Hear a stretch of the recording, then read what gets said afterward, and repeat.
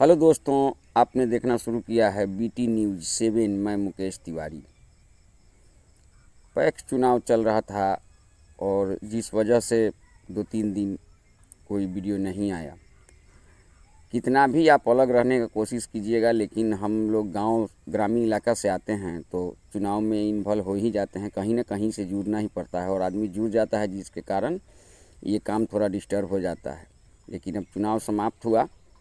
जो जीत गया उसके लिए सारा मतदाता उसी का है, जो दिया चाहे नहीं दिया। जो हार गया उन लोगों को मंथन करने की ज़रूरत है।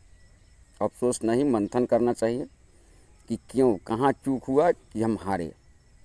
और ये क्या होता है, ये बात हम इसलिए कह रहे हैं कि काफ़ी सारा लोग, जितने भी ज़्यादा से ज़्यादा पुराने लोग ही फिर रिपीट हुए। इस पर नए लोगों का कहना था कि जो पुराना रहता है वो अपने अपने आदमी का नाम जोड़ लेता है और हमारे आदमी का नाम कटवा देता है। ऐसा कुछ नहीं मानते हैं हम। जोड़ने कटवाने से कुछ नहीं होता है। आप लाख जोड़ दीजिएगा, वोटर किसी का नहीं होता है। अगर आप काम किए हैं तो आपको वोट देगा। ऐसे इक्का दुक्का वो झोला छाप जो होता है, वो गिलास धोने वाला वो ग्रामीण नेता, तो उसका बात छोड़ दे, तो बाकी नेता जो काम किया रहता है उसको काम के आधार पर वोट मिलता है।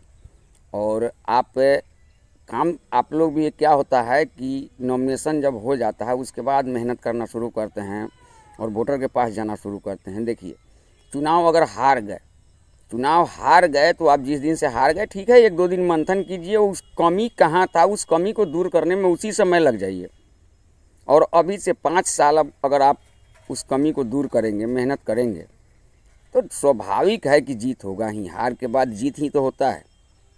हार के बाद जीत है, डर के आगे जीत है। ये दोनों चीज़, हार और डर, दिमाग से निकाल देना चाहिए। और आपको मानिए कि रिजल्ट आया, अब उस पे पछताने से कोई फ़ायदा नहीं है। आगे के लिए 5 साल मेहनत कीजिए और यकीन मानिए, जिस तरह मेहंदी सूखने के बाद रंग लाता है ना, उसी तरह मेहनत आप जब करेंगे तो मेहनत का रंग बाद में ही दिखाई देता है। ठीक है, इसमें कुछ हुआ है, अभी सामने विधानसभा चुनाव है, इसका -+ उसमें कर लीजिए। अगर उसमें भी नहीं होता है तो आगे उसके बाद लगातार चुनाव उसके बाद 2026 में पंचायत चुनाव है, इसका -+ उसमें हो जाएगा। लेकिन निराश होने का ज़रूरत नहीं है। निराश होने से तो फिर आपको निराशा ही हाथ लगेगा। आप डटे रहिए और जनता के लिए जो कर सकते हैं, अगर आपको राजनीति में ही रहना है, आप जानते हैं कि मेरा जीवन यही है, मैं राजनीति ही करूँगा, तो कोशिश ये रहे कि जनता के लिए जो आप कर सकते हैं वो करते रहिए। वो हारने के बाद नहीं मानिए। अब रहा बात कि आप लोगों का, बहुत सारे लोगों का ये शिकायत था कि मेरे आदमी का नाम कट गया है और वो लोग कम उम्र के आदमी का नाम जोड़ दिया है। तो इसके लिए अगर आपको लड़ना है और राजनीति में रहना है तो इसके लिए आप कोर्ट का दरवाज़ा खटखटाइए। जो आदमी अगर जिंदा है उसको मृत घोषित कर दिया गया है, तो आप जैसे चुनाव के 2 दिन पहले जो खर्चा करते हैं वो अब कीजिए। इसके लिए आप कोर्ट जाइए बजाते। किसी भी संस्था, किसी भी संस्था को उसके पास अधिकार नहीं है, वो सरकारी हो या प्राइवेट, कि जिंदा आदमी को मृत कर दे। तो आप उसके लिए कोर्ट बना है, बजाते न्यायालय बना है। आप जाइए और जो गलती हुआ है उसको सुधार करवाइएगा। तो उसके बाद 2 फायदा होगा। एक तो दोबारा ऐसा कोई गलती नहीं होगा 5 साल में, कोई किसी का नाम कटवाएगा नहीं, किसी नाबालिग का जुड़वाएगा नहीं। और दूसरा ये फ़ायदा होगा कि आप जो कट गया है वो वोटर आपका फिर सही हो जाएगा।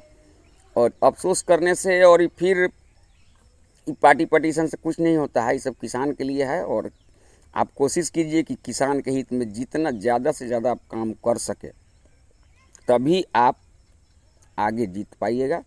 ये कितना भी कोई पैसा, हाँ, सर्वे दिखाता है, और सर्वे कोई ऐसा नहीं है कि सर्वे अगर हम या कोई करता है तो बक्सा के अंदर घुस के करता है, वो बैलेट पेपर मारते समय करता है, नहीं। वो आप लोगों के ही फीडबैक के आधार पर सर्वे किया जाता है।